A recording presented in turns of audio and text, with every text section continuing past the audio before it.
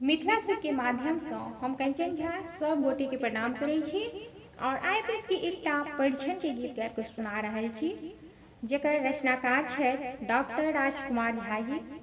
हमरा ई गीत बड़ नीक लागल, आशा करै छी अहूँ के गीत नीक लागत।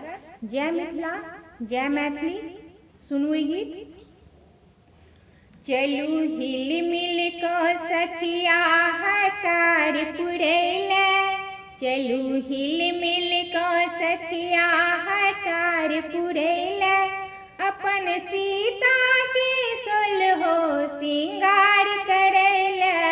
चलू हिल मिल क, चलू हिल मिल क, कियो मेहंदी लगाबे, कियो काजल लगाबे, कियो फूल सिंगार लगो सीता सजाबे, कियो चुनरी में गोटा लगाबे चमकौआ, कुसुम के फूल लगो तेल गमकौआ। चले चारू बहिन के तैयार करला, चले चारू बहिन के तैयार करैला, कोना दुल्हा प्रतारब विचार करैला। चल हिल मिल क, चल हिल मिल क, चलू हिल मिल क सखिया हकार पुरैला, अपन सीता के सुलहो सिंगार करैला।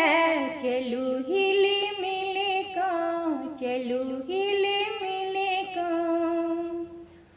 चारू दुल्हा के आरती उतारब कियो, हेतै चाल आकि झट दाखी हारब कियो, कियो पाछा सँ ढेका जरूर लिहे खींच, हे गई तखने ई चारू कुमार हेतुन ठीक। हे गई नानो ने सोचतन, हे गई नानो ने सोचतन फेर लोल करैला, हे गई नानो ने सोचतन फेर लोल करैला।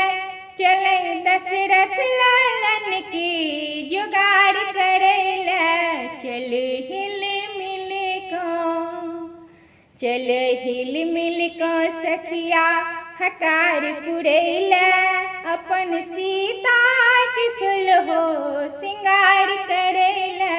चल हिल मिल क, चल हिल मिल क,